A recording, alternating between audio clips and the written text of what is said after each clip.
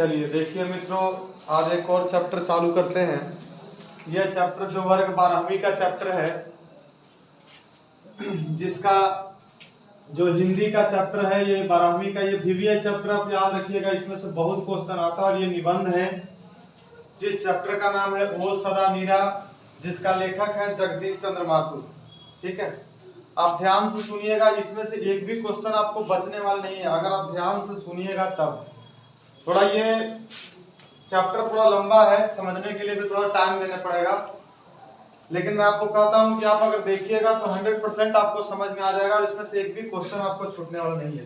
ठीक है, हमने सभी इसके इस पार्ट में जितने भी बातें थी उसको हमने पॉइंट बना के लिख दिया है, और उस पॉइंट के सारे आपको बताएंगे तो आप पूरी समझ जाइएगा। ध्यान से देखिएगा, ध्यान से सुनिएगा। ठीक, देखिए एक चैप्टर है जिसका नाम है ओ सदा नीरा। सदा मतलब होता है हमेशा, और नीरा मतलब होता है जल। नीर कहे या नीरा, ऐसे तो नीरा हमारे यहाँ जो ताड़ी को कहता है, लेकिन नीर एक जल है। यहाँ पे जल का अर्थ लिया गया कि हमेशा जल से भरा हुआ एक नदी है, जिस नदी का नाम है गंडक नदी।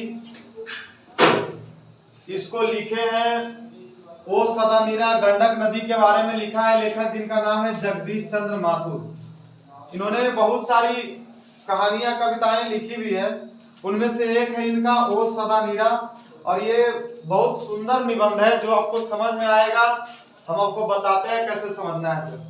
चलिए आते हैं, सबसे पहले चर्चा करते हैं ओ सदा नीरा। इस पाठ में चर्चा है गंडक नदी, वह गंडक नदी जो चंपारण के क्षेत्र में बहती है, जो चंपारण के क्षेत्र में बहने वाली नदी है। सुन लीजिएगा, कहा गया है चंपारण के क्षेत्र के लोग कहते हैं कि ये गंडक नदी की क्रोधता इतनी क्रोधता होती है कि इनकी क्रोधता को कैकेयी के समान माना गया। जैसे रामायण में कैकेयी को क्रोध आने पर राम को वनवास मिला था, उसी प्रकार अगर गंडक नदी को क्रोध आए तो कौन कौन सी घटनाएं घट सकती हैं, इसके लिए कोई जवाबदेही नहीं होता। ठीक है, ये पूछता है एग्जाम में कि गंडक नदी का क्रोध कैसी है, तो आप बताइएगा कैकेयी जैसा है। ठीक है, अब सुनिए, देखिए आपको हम डायग्राम बनाते हैं, थोड़ा समझाते हैं, समझिएगा।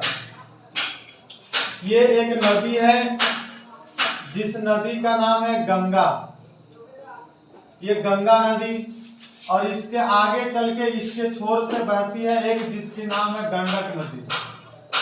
ठीक है, ये गंगा नदी जो इधर से बहती है और गंडक नदी जो उधर से आके मिलती है, यहाँ पे संगम होता है। और ये जो क्षेत्र है छोटे, ये चंपारण का क्षेत्र माना जाता है। और कहता है, आपके किताब में कहा गया है कि चंपारण क्षेत्र में बाढ़ की प्रचंडता ज्यादा आते रहती है। चंपारण क्षेत्र में बाढ़ की प्रचंडता क्यों बढ़ता है, सुनिएगा ध्यान से। चंपारण क्षेत्र में बाढ़ की प्रचंडता का कारण कहा गया है कि इधर से भी नदी और इधर से भी नदी, जिसके कारण बीच में जगह जितना भी है, ये जगह पे काफी पेड़ पौधे हैं। और ये पेड़ पौधे इसलिए हैं क्योंकि यहाँ का क्षेत्र है जो पानी से भरा हुआ है, और यहाँ का क्षेत्र पानी से भरा हुआ, जिसके कारण ये भी क्षेत्र पानी से भरा हुआ है, जिसके कारण बार बार गंडक नदी में बाढ़ की प्रचंडता होते रहती है। ठीक है, अब कहता है कि बाढ़ की प्रचंडता जो बढ़ती है, ये तो ठीक है कि वर्षा के कारण, अधिक वर्षा के कारण बाढ़ की प्रचंडता बार बार गंडक नदी की ओर बढ़ती रहती है। क्वेश्चन पूछेगा बाढ़ की प्रचंडता बढ़ने का मुख्य कारण क्या है, तो लिखिएगा कि बाढ़ की प्रचंडता बढ़ने का मुख्य कारण है चंपारण के क्षेत्रों में पेड़ पौधों की अधिकता। मतलब जहां पेड़ पौधा अधिक होंगे वहां बाढ़ की समस्या अधिक होती है। ठीक है, यहां तक तो ठीक है, ये हो जाएगा। अब क्या, सुनिए, ये चंपारण क्षेत्र जो दो तरफ से नदियों से घिरा क्षेत्र है, इस क्षेत्र जो जंगली क्षेत्र है, और इस क्षेत्र में एक राजा रहता था, जिस राजा का नाम था हरि सिंह देव। ये राजा हरि सिंह देव इसी चंपारण के क्षेत्र में रहता था, अपना कुटिया बना के रहता था, और इधर के पूरे समाज पर ये कब्जा करके रखा था, पूरे क्षेत्र को कब्जा करके रखा था। एक बार क्या हुआ, गयासुद्दीन तुगलक क्रोध में आकर इसके पास पहुंचा, अपने हाथ में तलवार लिए हुए था। डर के मारे राजा हरि सिंह देव क्या कर गया, ये इस जंगल में छुप गया। और छुपने के बाद ऐसा गयासुद्दीन तुगलक ने अब क्या किया कि हाथ में जो तलवार रखे थे उस तलवार से जंगल के तनाई काटना शुरू कर दिया। और काटते काटते वैसे जगह पे पहुंच गया जहां पे राजा हरि सिंह देव, ये हरि सिंह देव छुपा हुआ था। जब वहां पहुंच गया तब गयासुद्दीन तुगलक से राजा हरि सिंह देव बचने के लिए क्या किया, यहां से निकला और निकलते हुए गंडक नदी से आगे जाकर एक नहर निकलती है जिस नहर का नाम है पंडई नहर। पंडई नहर होते होते नेपाल पहुंच गया। वो नेपाल तो पहुंच गया। अब क्या कहता है, अब यहाँ जब पहले यहाँ राजा, ये कौन था, राजा हरि सिंह देव। और जब राजा हरि सिंह देव चल गया तो अब राजा बन गया कौन, गयासुद्दीन तुगलक। ये भी यहाँ बहुत दिन राज्य किया। जब बहुत दिन राज्य किया, बहुत समय तक इसने राज्य किया, यहाँ चंपारण के क्षेत्रों में अपना कब्जा जमा लिया। फिर धीरे धीरे क्या हुआ, गयासुद्दीन तुगलक का शासन खत्म हो गया। अब यहाँ आ गया अंग्रेजी शासन। जब अंग्रेजी शासन यहाँ आ गए तो यहाँ लोग भी रहने लगे थे जैसे अन्य जाति के लोग रहते हैं, जैसे थारू जाति हो गया, संथाल जाति हो गया। ये जाति है जो झारखंडी जाति है, ओराव जाति है। जो आपको झारखंड में आदिवासी की जाति होता है, वही जाति यहाँ रहने लगे। और अपने अपने जगह को, यहाँ कोई क्षेत्र किसी का था नहीं तो अपने अपने क्षेत्र को यहाँ बांट कर रहने लगे। अब क्या होता है, अब क्या करने लगे, यहाँ जो अंग्रेज रहते थे वो अंग्रेज यहाँ जो रहने वाले किसान हैं उस किसान पर अत्याचार करने लगे। अंग्रेज लोग जो यहाँ रहते थे किसान, उन पर क्या करने लगे, अत्याचार करने लगे। वो क्या करने लगे, अंग्रेज वहां के किसानों से नीलों की खेती करवाने लगे, नील की खेती करवाने लगे। और नील की खेती में एक नियम न लगा दिया जिस नियम का नाम था 3 कठिया प्रणाली। 3 कठिया प्रणाली लगा दिया, मतलब जिस किसान के पास 20 कट्ठा जमीन होगा उसमें से वो 3 कट्ठा जमीन पर नील की खेती करेगा। और जब वो नील की खेती करेगा तो उसका सारा खर्च स्वयं किसान को ही लगाना है और उसका जितना भी उपज होगा सब ले जाके देना किसको, अंग्रेज को। अब ये तो ठीक था कि अंग्रेज यहां तक अच्छा था कि चलो भाई अंग्रेज को किसी तरह का कोई बात का दिक्कत नहीं था, किसान भी थे वहां, लेकिन किसान को यह नीति समझ में नहीं आ रहा था। ये नीला खेती के लिए किसान पर बार बार अत्याचार करते थे अंग्रेज, और अंग्रेज को नीला किसानों पर ये जो अत्याचार किया जाता था अब वो सहन नहीं होने लगा।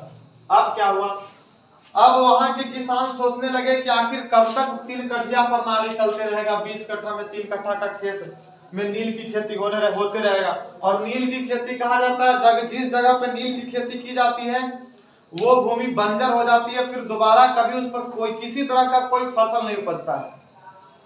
ठीक है, तो ये अपने जमीन को ही बर्बाद कर रहे थे। अब इन्होंने सोचा कि आखिर इसकी कोई ना कोई उपाय की जाए। अब यहां से एक किसान क्या था, पहले गंगा नदी पर पुल नहीं था, गंगा नदी को पार करके इधर आया और सबसे पहले बुलाया गांधी जी को। यहाँ का किसान सोचा कि गांधी जी को बुलाया जाए, गांधी जी कुछ उपाय दे सकते हैं, क्योंकि उस समय गांधी जी बहुत नामी व्यक्ति थे। ठीक है, जब गांधी जी वहां गए तो उन्होंने सबसे पहले देखा कि वहां ये जो क्षेत्र है, जिस क्षेत्र का नाम है चंपारण, जहां पे शिक्षा की कोई व्यवस्था नहीं है।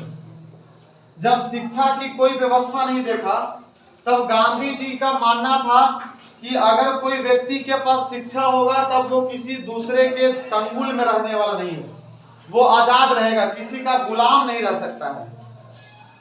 अब कहा, और यहाँ भी उसी तरह अगर यहाँ के किसानों को शिक्षा दी जाएगी तो वो भी अंग्रेज के गुलाम रहने वाले नहीं है। इनका मानना था कि हमारा आदर्श शिक्षा वही होता है जो आज नवीन शिक्षा, और उस नवीन शिक्षा में जो व्यक्ति किसी के शासन के अधीन नहीं रह सकता है। इनका कहना था आदर्श शिक्षा यही था। इन्होंने जब वैसा देखा कि वहाँ की शिक्षा व्यवस्था नहीं है तो गांधी जी के एक व्यक्ति थे, एक आदर्श शिक्षक थे जिसका नाम था पुंडलिक जी। पुंडलिक जी को वहां ले गया और चंपारण में 3 विद्यालय खुलवाया, 3 आश्रम। कौन कौन? एक का नाम रखा भीतहरवा, एक का नाम रखा बड़हरवा और एक का नाम रखा मधुबनी। 3 विद्यालय खुलवाया गया छोटे। एक का नाम दिया भीतहरवा, एक का नाम दिया गया बड़हरवा, एक का नाम दिया गया मधुबनी। ये किसके द्वारा खुलवाया गया? गांधी जी के द्वारा। कहां? चंपारण में। जब चंपारण में गांधी जी के द्वारा खुलवाया गया तो इनके जो सबसे आदर्श शिक्षक थे जिनका नाम था पुंडलिक जी, जो अंग्रेज के कभी अधीन रहने वाले व्यक्ति नहीं थे, इन्होंने सोचा कि पुंडलिक जी को भीतहरवा में भेजा जाए और पुंडलिक जी को भीतहरवा में इन्होंने भेजा भी। अब भीतहरवा में जाते ही गांधी जी ने क्या किया? वहां की शिक्षा पे जोर देना शुरू कर दिया और जब शिक्षा पे जोर देना शुरू कर दिया वहां के किसानों को बताने लगा कि ये अंग्रेज का गुलामी हमें नहीं रहना है, इन्हें यहां से भगाना है, अपने काम में इन्हें लग जाना है। तब इन्होंने क्या किया?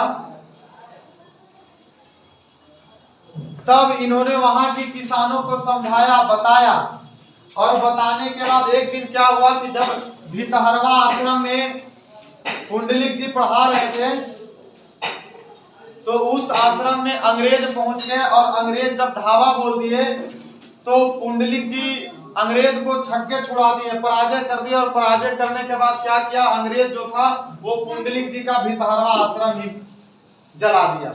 फिर पुंडलिक जी बड़हरवा में चले गए, यहाँ जाकर शिक्षा देने लगे और शिक्षा देते देते अब क्या हुआ? चंपारण के किसान इतना शिक्षित हो गए कि अब उन्हें अपने अधिकार के बारे में समझ में आ गया।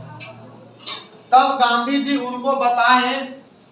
सबसे पहले जब यहाँ किसान, यहाँ जो अंग्रेज रहते थे वो अंग्रेज गंगा पर पुल बनाना नहीं चाहते थे।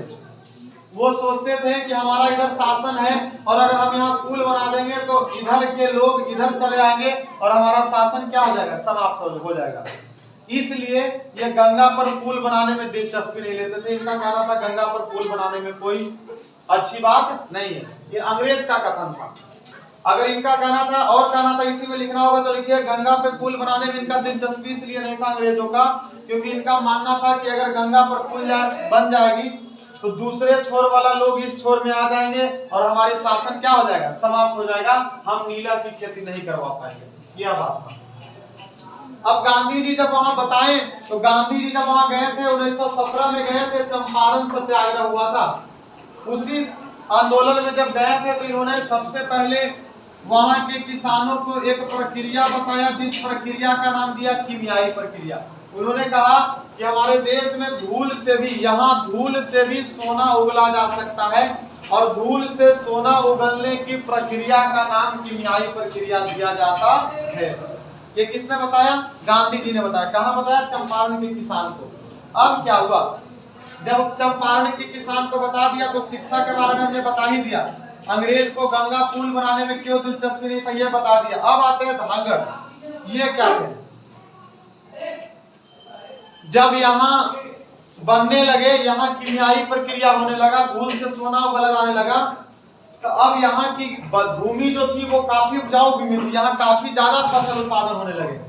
अब यहाँ के किसान जब खेती करने लगे तो उन्हें मजदूर की जरूरत पड़ने लगा।